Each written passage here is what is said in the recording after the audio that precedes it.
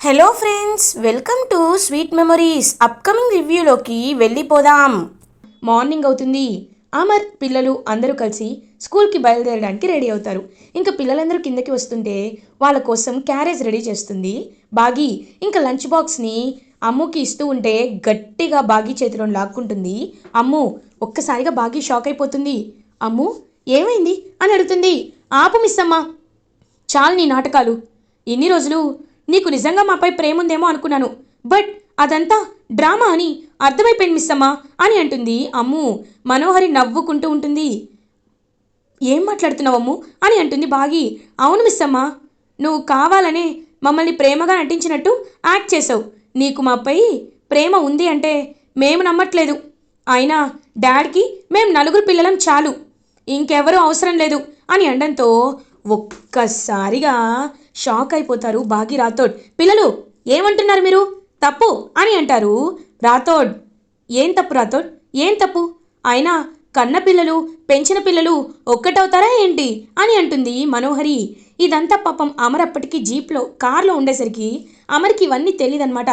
పిల్లలు, స్కూల్కి టైం అవుతుంది అని హార్న్ కొట్టడంతో ఇప్పటికైనా మేము చెప్పింది నీకు అర్థమవుతుంది అనుకుంటున్నాం అని అమ్ము వాళ్ళు అక్కడి నుండి వెళ్ళిపోతారు. పాపం బాగి చాలా అంటే చాలా బాధపడుతూ ఉంటుంది. మనోహరి బాగి దగ్గరికి వచ్చి, అర్థమైంది కదా బాగి, పిల్లలు ఏం చెప్పారో? వాళ్ళు నీ నుండి ఒక పాపని ఎక్స్పెక్ట్ చేయటం లేదు, నలుగురు చాలు అంటున్నారు. కాబట్టి డెసిషన్ ఇస్ యువర్స్ అని చెప్పి మనోహరి అక్కడి నుండి వెళ్ళిపోతుంది. రాథోడ్ హాస్పిటల్కి వెళ్దాం అని అంటుంది. అమ్మ మిస్ అమ్మ, ఒక్కసారి ఆలోచించుకోమ్మా అని అంటూ ఉంటారు. ఈలోపు అరుంధతి అయితే ఇంకలా యమలోకం నుండి భూలోకం వస్తుంది. ఇదేమిటి, ఈ విచిత్రగుప్తకి తెలియకుండా ఈ బాలిక ఎక్కడికి వెళ్ళింది?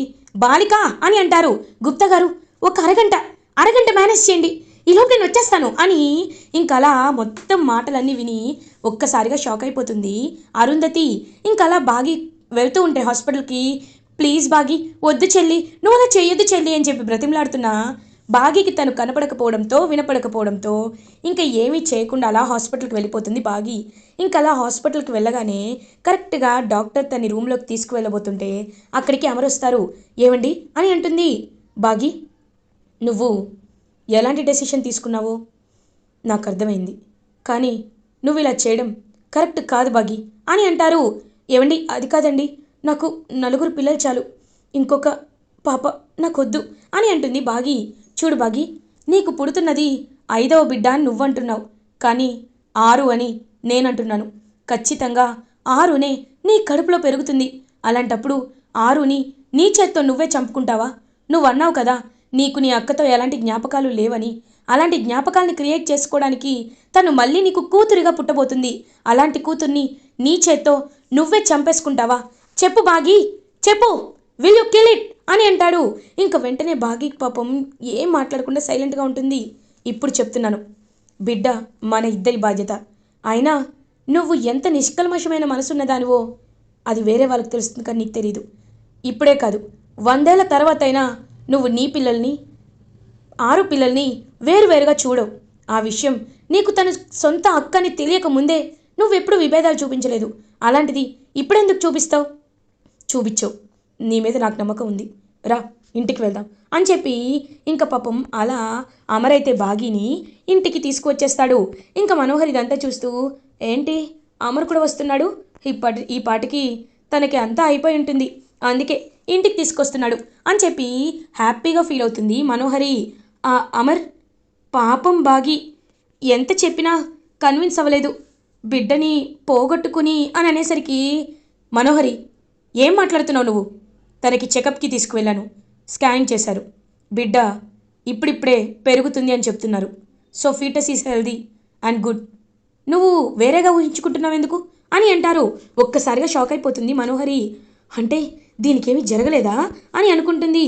ఇంకా బాగిని దగ్గరికి వస్తాడనమాట అమర్. చూడు బాగి, ఇంకెప్పుడు ఇలాంటి డెసిషన్స్ తీసుకోనని నాకు ప్రామిస్ చేయి, ఎందుకంటే బిడ్డ మన బాధ్యత. నువ్వు కడుపులో నా ప్రపంచాన్ని మోస్తున్నావు, నా ప్రపంచమే నాకు ఎక్కువ అని పాపం అమర్ అయితే బాగి దగ్గర మాట తీసుకుంటాడు. ఇంకా బాగి మాటిస్తూ, సరేనండి, మీరు చెప్పినట్టే ఇవాటి నుండి అక్కని నా కడుపులో మోస్తానని చెప్పి పాపం అలా ప్రేమగా అమర్ని హక్ చేసుకుంటుంది బాగి. ఇదంతా చూస్తూ మనోహరి అక్కడి నుండి వెళ్ళిపోతుంది. ఇదంతా చూస్తున్న అరుంధతి చాలా హ్యాపీగా ఫీల్ అవుతుంది. అమ్మయ్య, గుప్తా గారు ఏం చెప్పారు? నేను ఏమి చేయలేనన్నారు. రాజుగారు ఏమన్నారు? అసలు నాకు జన్మే ఉండదన్నారు. కానీ ఆయన నా జన్మని కాపాడేశారు. ఇంక నేను హ్యాపీగా ఉండొచ్చాను అనుకుంటే చిత్రగుప్త బాలిక త్వరగా రా అని చెప్పేసరికి పైకి వెళ్ళిపోతుంది అరుంధతి. ఇది ఇలా ఉండగా రణ్వీర్ అటు ఇటు తిరుగుతూ ఆలోచిస్తూ ఉంటాడు. అమర్ని చంపుదామంటే ఆ అరుంధతి కాపాడుకుంది. ఇంట్లో వాళ్ళకి ఏమైనా చేద్దామంటే ఆ బాగి అమరేంద్ర కాపాడుకుంటారు. పోనీ నా కూతురు ఎక్కడా అని అడుగుతుంటే అమరేంద్ర సమాధానమే చెప్పటం లేదు. మరి నా ఆస్తి నాకు ఎలా వస్తుంది? నా కూతురు నా దగ్గరికి ఎలా వస్తుంది? నేను సంతోషంగా ఎప్పుడుంటాను? నా సంతోషాన్ని నేను ఎలా ఎలా పొందాలి అని ఆలోచిస్తూ ఉంటే అప్పుడే ఇంకలా ఒక ఐడియా వస్తుందన్నమాట రణ్వీర్కి. ఎస్, నేను ఖచ్చితంగా అమరేంద్రతో వెళ్ళి మాట్లాడాలి. అప్పుడే అమరేంద్ర నా గోడు వినేనా ఆయన నన్ను ఖచ్చితంగా అర్థం చేసుకుంటాడు అని ఇంకలా అమర్ దగ్గరికి బయలుదేరడానికి ఫిక్స్ అవుతాడు రణ్వీర్. మనోహరినే రణ్వీర్ దగ్గరికి వస్తుంది. ఎక్కడికి బయలుదేరావు అని అడుగుతుంది. ఏం లేదు, అమరేంద్రని కలిసి నిజాలన్నీ చెప్పి అమర్ని ఎలా అయినా నా కూతురు ఎక్కడుందో అడుగుతాను, నా కూతురు నా దగ్గరికి తెచ్చుకుంటాను అని అంటాడు రణ్వీర్. చూడు రణ్వీర్, నీ కూతురు నీ దగ్గరికి వస్తే నీ ఆస్తి నీ దగ్గరికి వస్తుంది నిజమే, కానీ అక్కడ నా ప్రేమే నాకు ఇంపార్టెంట్ అని మనోహరి కత్తి తీస్తుంది. ఒక్కసారిగా రణ్వీర్ షాక్ అయిపోతాడు. మనోహరి, ఏం చేస్తున్నావు అని అడుగుతారు. ఏం చేయడం ఏంటి, నిన్ను చంపేస్తాను. అప్పుడు నీకు రావాల్సిన ఆస్తి నాకొస్తుంది.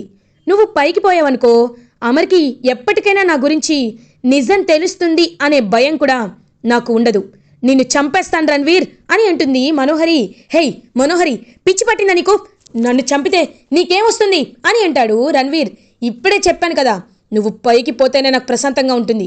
ఇంకొకసారి నిజాలు చెప్తాను అని అన్నావనుకో నిన్ను ఏకంగా పైకే పంపించేస్తాను. ఇప్పుడు ఏదో నాకు చాలాసార్లు సహాయం చేశావని వదిలేసి వెళ్తున్నాను. ఇంకొకసారి అమర్ దగ్గరికి వస్తాను అంటే నిన్ను ఖచ్చితంగా చంపేస్తాను అని అక్కడి నుండి మనోహరి వెళ్ళిపోతుంది. ఇంకా అలా అమర్ అయితే బాగిని హ్యాపీగా చూసుకుంటూ ఉంటే అలా ఒక మంత్ అయితే కంప్లీట్ అవుతుంది. ఇంకా అలా 3rd మంత్ రాగానే పాపం బాగి వెంటనే అలా హాల్లోకి రాగానే అక్కడ పెద్ద సర్ప్రైజ్ ఉంటుంది. ఇంకా అమర్ అయితే welcome to our new baby అని చెప్పి ఒక పెద్ద బ్యానర్ అండ్ పార్టీ అయితే అరేంజ్ చేస్తాడు. ఒక్కసారిగా బాగి షాక్ అయిపోతుంది. ఏవండి, ఎందుకండి ఇదంతా అని అడుగుతుంది. బాగి, ఇది నా హ్యాపీనెస్, నువ్వు కూడా హ్యాపీగా ఉండాలనే ఈ పార్టీని అరేంజ్ చేశాను. కావాలంటే చూడు, నీ ఫ్రెండ్స్ అందరూ ఈ పార్టీకి వచ్చారు అని అంటారు అమర్. పాపం బాగి కరుణ దగ్గరికి వెళ్తుంది. హే పోరి, ఏందే నువ్వు ప్రెగ్నెంట్ అయినవని నాకు చెప్పలేదు? అయితే ఏంది, నేను నీకోసం ఒక మంచి గిఫ్ట్ తెచ్చిన. ఇదిగో, ఇదేందో తెలుసా, నీకు మస్తు ఉపయోగపడుతుందని చెప్పి ఇంకలా తనకు ఒక పిల్లో ఇవ్వగానే పాపం బాగి హ్యాపీగా చూస్తూ ఉంటుంది. పిల్లలందరూ చాలా డల్గా చిరాగ్గా ఉంటారనమాట. అమర్ పిల్లల దగ్గరికి వెళ్తారు. మనోహరి దొంగచాటుగా గమనిస్తూ ఉంటుంది. అమ్ము, ఏమైంది? నేను కొన్ని రోజుల నుండి మిమ్మల్ని అబ్జర్వ్ చేస్తున్నాను. అసలు ఎందుకు మీరు మిస్ అమ్మతో సరిగ్గా మాట్లాడటం లేదు అని అడుగుతారు అమర్. డాడ్, మీకు ఎలా చెప్పాలో నాకు అర్థం కావట్లేదు డాడ్. ఒకవేళ మీకు మిస్ అమ్మ దగ్గరైందంటే మమ్మల్ని దూరం పెడుతుంది కదా డాడ్. ఒకవేళ తనకి బేబీ పుడితే తన బేబీనే మీరు మిస్ అమ్మ ప్యాంపర్ చేస్తారు. అప్పుడు మేమేమైపోవాలి డాడ్ అని అంటుంది అమ్ము. ఇంకా వెంటనే అమర్కి ఆలోచన వస్తుంది, అర్థమవుతుంది విషయం ఏంటని. రండి కూర్చోండి అని అందరినీ కూర్చోపెడతాడు. పాపం అమర్ ఏం మాట్లాడుతున్నాడు అమర్ అని దొంగతనంగా చూస్తూ ఉంటుంది మనోహరి. చూడండి పిల్లలు, మీరు భయపడిన విషయంలో ఎలాంటి తప్పు లేదు. ఏ పిల్లలకైనా సెకండ్ వైఫ్ రాగానే తనని డామినేట్ చేస్తుందనో తనని బాగా చూసుకోదనే ఒక ఇన్సెక్యూరిటీ అనేది, ఇన్ఫీరియారిటీ అనేది వస్తూ ఉంటుంది. కానీ మీకు మిస్సమ్మ గురించి తెలుసు కదా, తను ఎవరో తెలుసు కదా, తను మీ మమ్మీ వాళ్ళ సొంత చెల్లెలు. అది మాత్రమే కాదు, కొడైకెనాల్లో తనకి ఏ సంబంధం లేదన్నప్పుడే ఇద్దరి మధ్య ఎంత అటాచ్మెంట్ ఉండేది. అయినా మిస్సమ్మని ఇన్ని రోజుల నుండి చూస్తున్నారు. తన కళ్ళల్లో ఎప్పుడైనా మీకు కపట నాటకం కానీ మోసం కానీ కనబడిందా? తను ప్రాణాలకి తెగించి ఎన్నిసార్లు మీ అందరినీ కాపాడుకోలేదు. ఒకసారి జూలో, ఒకసారి పార్క్లో, ఒకసారి టెర్రరిస్ట్ అటాక్ దగ్గర. అంజుని కానీ మిమ్మల్ని కానీ ఎవరినైనా కానీ ప్రాణాలకు తెగించి కాపాడాలనే కదా తను అనుకుంది. బాగి నిష్కల్మషమైన మనసు, మంచి మనసున్న వ్యక్తి. అలాంటి తనని మీరిలా దూరం పెడుతూ తనని బాధ పెడితే తప్పు కదా. అయినా తన కడుపులో పెరుగుతుంది అరుంధతి. ఆ విషయం అందరికీ తెలుసు. కాబట్టి ఇప్పటి నుండైనా తన్ని సంతోషంగా చూసుకోండి. ఇలా మొహం కోపంగా పెట్టుకొని తనని కూడా బాధ పెట్టద్దు. అర్థమైందా అని అంటారు అమర్. ఓకే డాడ్ అని అంటారు. అందరూ ఇకపై హ్యాపీగా ఉండాలి, ఓకే అని పిల్లలందరికీ నచ్చజెప్పి పంపించేస్తాడనమాట అమర్. ఇంకా రాతోడైతే పాపం అమ్ము వాళ్ళకి తను వద్దనుకుందనే విషయం కూడా చెప్పడంతో ఒక్కసారిగా పిల్లలందరూ ఎమోషనల్ అయ్యి బాగీని వెళ్ళి హక్ చేసుకుంటారు. సారీ మిస్ అమ్మ, నీ గురించి మేము తప్పుగా అర్థం చేసుకున్నాం. నువ్వు మా కోసం ఎంతో త్యాగం చేయాలనుకున్నావని మాకిప్పుడే రాతోడు చెప్పాడు. వీఆర్ సారీ మిస్ అమ్మ, ఇప్పటి నుండి మేము మిమ్మల్ని మిస్ అమ్మ అని పిలవం, అమ్మ అనే పిలుస్తాం అని అంటుంది అమ్ము. ఒక్కసారిగా బాగి చాలా అంటే చాలా హ్యాపీగా ఫీల్ అవుతుంది. అవును, మేమందరం అమ్మ అనే పిలుస్తాం అని పాప మంజు కూడా అనడంతో అందరినీ ఇంకా కిస్ చేస్తూ ఉంటుంది బాగి. అదంతా దూరం నుండి చూస్తూ అమర్ చాలా అంటే చాలా హ్యాపీగా ఫీల్ అవుతాడు. ఇదంతా చూస్తూ మనోహరి తట్టుకోలేక చాలా కోపంతో రగిలిపోతూ ఉంటుంది. వెంటనే మంగళ దగ్గరికి వెళ్తుంది. హే మంగళ, ఇదేంటో తెలుసా? నెక్లెస్. ఇది ఇస్తాను, నువ్వు ఒక పని చేయాలి. నేను జ్యూస్లో పౌడర్ కలుపుతాను, అది తీసుకువెళ్ళి బాగీకి ఇవ్వు, లేకపోతే చస్తావు. ఈ నెక్లెస్ కూడా పోతుంది అని చెప్పడంతో ఆ పౌడర్ ఏంటి అని అడుగుతుంది. శక్తికి అని అంటుంది. లేదు, నువ్వు నాతో ఏదో తప్పు చేయిస్తున్నావు అని అంటుంది మంగళ. చూడు, ఇప్పుడు నువ్వు వెళ్ళి ఇవ్వకపోయావు అనుకో, మీ ఆయన రామ్మూర్తి దగ్గరికి వెళ్ళి అంకుల్ అంకుల్ ఎప్పటి నుండో నా దగ్గర మా మంగళ డబ్బులు తీసుకుంటుంది, చాలా అడ్డమైన పనులు చేసిందని మొత్తం చెప్పేస్తాను, ఏమంటావు అని అంటారు. అమ్మో, నీతో పెట్టుకోవడం కంటే మూసీ నదిలో దూకడం బెటర్, సరే వెళ్తాను అని ఇంకా వెంటనే అలా జ్యూస్లో పౌడర్ కలిపిన పౌడర్ని జ్యూస్ని బాగి దగ్గరికి వణుకుతూ తీసుకువెళ్తుందనమాట మంగళ. ఇంకా అలా చూస్తూ ఉంటుంది అదంతా పైనుండి అరుంధతి. గుప్తా గారు చూడండి, మంగళ పిన్ని తన్ని ఏదో చేయబోతుంది. ఆ జ్యూస్లో విషం ఉంది, ఇప్పుడు తాగితే బిడ్డకి తల్లికి ఇద్దరికి ప్రమాదమే. నా చెల్లెలు నేను కాపాడుకోవాలి గుప్తా గారు అని అంటుంది. పాపం మా అరుంధతి. బాలిక, నీవిప్పుడు ఏమీ చేయలేవు బాలిక అని అంటారు చిత్రగుప్త. ఎందుకు చేయలేను? ఖచ్చితంగా చేయగలను. నాకున్న శక్తులతో నేను ఎలా అయినా. దేవుడా, నా కోరిక స్వచ్ఛమైనది, మనస్సాక్షిగా నేను కోరుకుంటున్నది. ఎలా అయినా ఆ జ్యూస్ బాగి తాగకుండా చేయి స్వామి అని పాపం మనస్ఫూర్తిగా కోరుకుంటుంది. ఇంకా వెంటనే తనైతే ఇంకా కోరుకునేసరికి అప్పుడే మంగళ బాగికి జ్యూస్ ఇవ్వబోతుంటే ఒక చెయ్యి వచ్చి అడ్డుకుంటుంది. ఎవరితో కాదు, అమర్ది. ఒక్కసారిగా మంగళ షాక్ అయిపోతుంది. ఈ జ్యూస్ బాగి కోసం తెచ్చారా అని అడుగుతారు. అవును బాబు అని అంటారు. మనోహరి అని పిలుస్తాడు అమర్. వెంటనే మనోహరి వస్తుంది. అమర్ అని అంటుంది. మనోహరి, నువ్వు ఈ జ్యూస్లో ఏదో పౌడర్ కలిపావు కదా అని అంటాడు అమర్. ఒక్కసారిగా మనోహరి గడగడ వణికిపోతూ ఉంటుంది. ఇంకా బాగీకి మొత్తం అర్థమైపోతుంది. అంటే నన్ను చంపడానికే కావాలనే ప్లాన్ వేసింది అని బాగీకి అర్థమవుతుంది. అమర్, అది ఏదో కాదమర్, అది ప్రోటీన్స్ కాల్షియం ఉన్న పౌడర్ అమర్ అని అంటుంది మనోహరి. ఓ అవునా, అయితే ఆ పౌడర్ ఉన్న జ్యూస్ని నువ్వే తాగు మనోహరి అని అంటుంది బాగి. ఒక్కసారిగా మనోహరి షాక్ అయిపోతుంది. అంటే అది అని అంటారు. ఏంటి మనోహరి, ప్రోటీన్ పౌడరే కదా, తాగు అని అంటారు అమర్. అమ్మో, ఇప్పుడు తాగితే నేను పైకి పోతాను, తాగకపోతే వీళ్ళ దగ్గర ఇరుక్కుపోతాను, ఇప్పుడు ఏం చేయాలి అని ఇంకా కంగారు పడిపోతూ ఉంటుందన్నమాట మనోహరి. పోనీ నేను తాగనా అని అమర్ తాగుతుంటే, వద్దు తాగద్దు, నేనే తాగుతాను అని చెప్పి ఇంకా మనోహరి అలా తాగేసరికి కొంతసేపటికి మనోహరి నోట్లో నుండి బ్లడ్ అయితే వచ్చేస్తూ ఉంటుంది. ఒక్కసారిగా అమర్ వాళ్ళందరూ షాక్ అయిపోతారు. ఇప్పటికైనా అర్థమైందా సార్, ఈ మనోహరి ఎంత పెద్ద మాయలాడో? సార్, తనే సార్ అరుంధతి మేడంని కూడా చంపించింది. అది మాత్రమే కాదు, తను ఎన్నో పాపాలు చేసింది, అవి నాకు మిస్ అమ్మకే తెలుసు అని రాతోడు చెప్పడంతో అవునండి, తను ఎన్నో పాపాలు చేసింది అని అమర్తో బాగి కూడా చెప్తుంది. ఒక్కసారిగా బాగి షాక్ అయిపోయి ఇంకా తన్ని ఎలా అయినా చంపేయాలి అన్నంత కోపం వచ్చినా తన్ని నేను చంపలేను, ఎందుకంటే తన్ని నేను ఏమి చేయనని అరుంధతికి మాటిచ్చాను, బయటకి ఇంట్లో నుండి పంపించానని మాటిచ్చాను. అందుకే రాతోడ్, తన్ని తీసుకువెళ్ళి హాస్పిటల్లో జాయిన్ చేసి వెనక్కి తిరిగి చూడకుండా వచ్చేయి, తను ఇంటికి వచ్చాక నేను మాట్లాడతానని చెప్పి ఇంకా అలా మనోహరిని ఒంటరిగా ఏ కాకిలా ఇంటితో సంబంధం తెంపుకొని వదిలేస్తారు అమర్ అండ్ ఫ్యామిలీ. ఇది ఇలా ఉండగా కొన్ని మంత్స్ పాస్ అయిపోతాయి. బాగి 8th మంత్కి రీచ్ అవుతుంది. అప్పుడే కరెక్ట్గా అమర్ బాగి అని పిలుస్తూ ఉంటారు. బాగి కిందకి వచ్చి చూసేసరికి అక్కడ అనామిక కనబడుతుంది. ఒక్కసారిగా పిల్లలందరూ వెళ్ళి అనామికని హక్ చేసుకుంటారు. ఇంకా బాగి అయితే పాపం హ్యాపీగా చూస్తుంది. అనామిక మీరిక్కడ అని అంటుంది. నేనే తీసుకువచ్చాను బాగి. తను నాకు దారిలో పరిచయం అయింది. తన జాబ్ అనేది మళ్ళీ టర్మినేట్ చేయడం వల్ల తన ఇబ్బందుల్లో ఉందని తెలుసుకున్నాను. నీకు కేర్ టేకర్గా తీసుకురావాలని అనుకున్నాను. ఎలాగో పాత మనిషే కదా, మనకి పరిచయస్తురాలే కదా, అందుకే నేను బాగా చూసుకుంటుందని. అండ్ కొన్ని మంత్స్ బ్యాక్ మనోహరి ఇన్సిడెంట్ తర్వాత అప్పుడే డెసిషన్ తీసుకుందాం అనుకున్నాను, బట్ ఇప్పుడు తీసుకుంటున్నాను అని అంటారు అమర్. పాపం అనామిక, సార్ ఇంకా మీరు ఎలాంటి కంగారు పడకండి సార్, మేడంని చూసుకోవడానికి నేనున్నాను కదా అని పాపం బాగి వైపు, బాగి కడుపులో ఉన్న బిడ్డ వైపు ఇంకలా ప్రేమగా టచ్ చేస్తూ ఉంటుంది అనామిక. ఇంకా బాగి అనామిక ఇద్దరు మాట్లాడుకుంటూ ఉంటారు.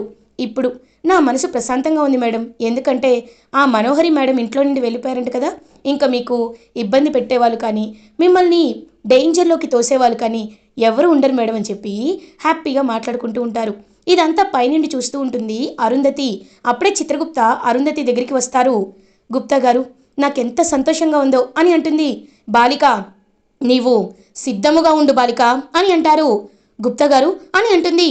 అవును బాలిక, నీవు యమధర్మరాజున దగ్గరికి వెళ్ళి నీకు జన్మ కావాలని అడుగు, ప్రార్థించు, ఖచ్చితంగా ఆయన ఒప్పుకుంటారనడంతో ఇంకా అరుంధతి యమధర్మరాజు దగ్గరికి వెళ్తుంది. ప్లీజ్ ధర్మరాజు గారు, ఇంకా 1 నెల మాత్రమే ఉంది, ఇప్పటికైనా నా చెల్లెలి కడుపులోకి నన్ను పంపించండి అని అడుగుతూ ఉంటుంది. నీకు ఎప్పటి నుండో చెప్తున్నాను బాలిక, నీకు మరొక జన్మ రాదు అని గట్టిగా అరిచేలోపు ఒక్కసారిగా పైనుండి వెలుగు వస్తూ ఉంటుంది. పరమశివుడు కనిపిస్తూ ఉంటాడు యమధర్మరాజుకి. ఇంకా అరుంధతి అలా నమస్కారం పెట్టుకుంటుంది. ప్రభు అని అంటారు యమధర్మరాజు.